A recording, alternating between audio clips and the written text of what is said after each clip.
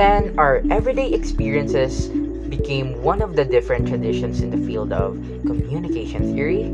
What comes to your mind when you hear the word phenomenological? Do you know a thing or two about these two? Well, we shall explore those things today. Hello and good day, my name is Patrick. My classmates Lexter and Rod will be joining with me together in this video to discuss what the word phenomenological means and what a phenomenological tradition is. Let's get straight into the discussion to learn more about it. Although the term phenomenology can be difficult to define at first, at its most basic, it refers to the study of lived experience, analyzing everyday life from the viewpoint of its participants. As the name implies, it is concerned with the study of phenomena, an occurrence or happening that arises from the experiences of being in the world. Phenomenology seeks to understand the outside world as interpreted by and through human consciousness. The phenomenological tradition emphasizes the interpretation of one's own subjective experiences.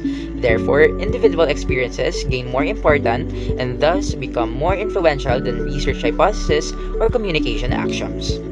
To fully grasp phenomenology and the phenomenological traditions, one journal published in 2018 titled Another Look at Mapping the Territory, 7 Traditions in the Field of Communication Theory, published by the European Center for Research Training and Development UK, stated that Carl Rogers, an American psychologist known as one of the founders of humanistic psychology, once claimed that neither the Bible nor the prophets, neither Freud nor research, neither the revelations of God, nor a man can take precedence over my own direct experience.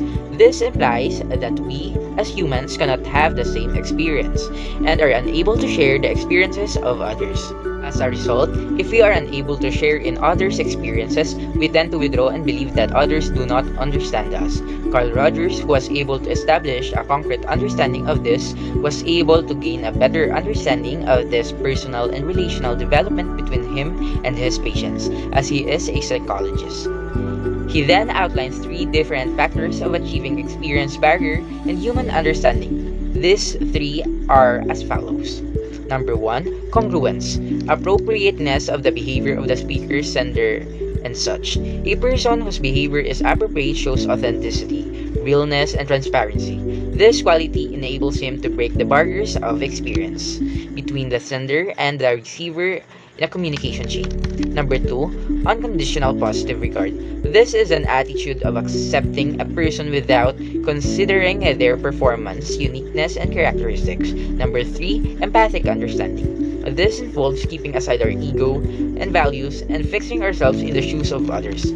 These 3 factors, when applied according to Carl Rogers, will go a long way in fixing the issues of experience barrier between people who converse day in and day out because communication is that. The Mandela effect, specifically visual Mandela effect, is a phenomenon showing a certain number of people having been repetitively causing the same mistakes in pinpointing the real image between or among options of slightly different pictures with the same design. One research entitled The Visual Mandela Effect as Evidence for Shared and Specific False Memories Across People explains what visual Mandela effect is and why it is evident in different parts of the world. Engraved in this research is the obvious spike in the number of reports pertaining to people having the same false memory about certain things that are seen in pop culture. These errors were clearly apparent in short-term recall compared to long-term recall. Somehow, even with extreme familiarity with the icons, people tend to still get the wrong choice, which concludes that there is a stimulus that encourages these errors to happen.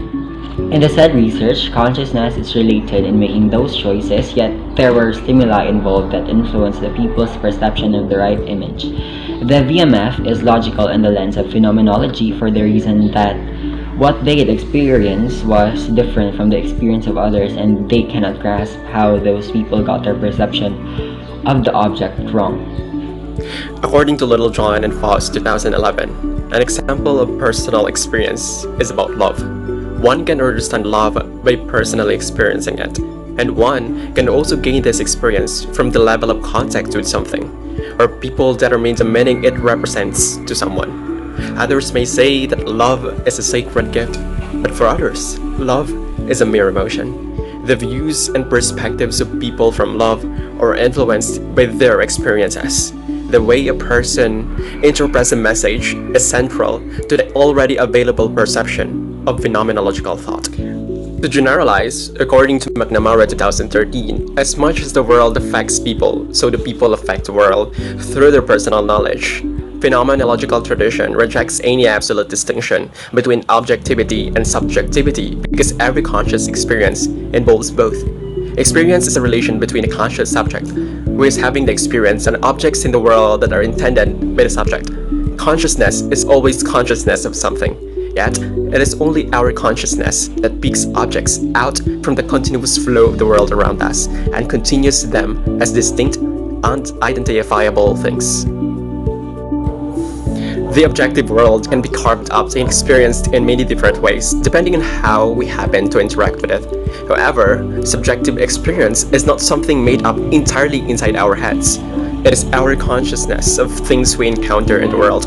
It is our first-hand point of view to what we experience.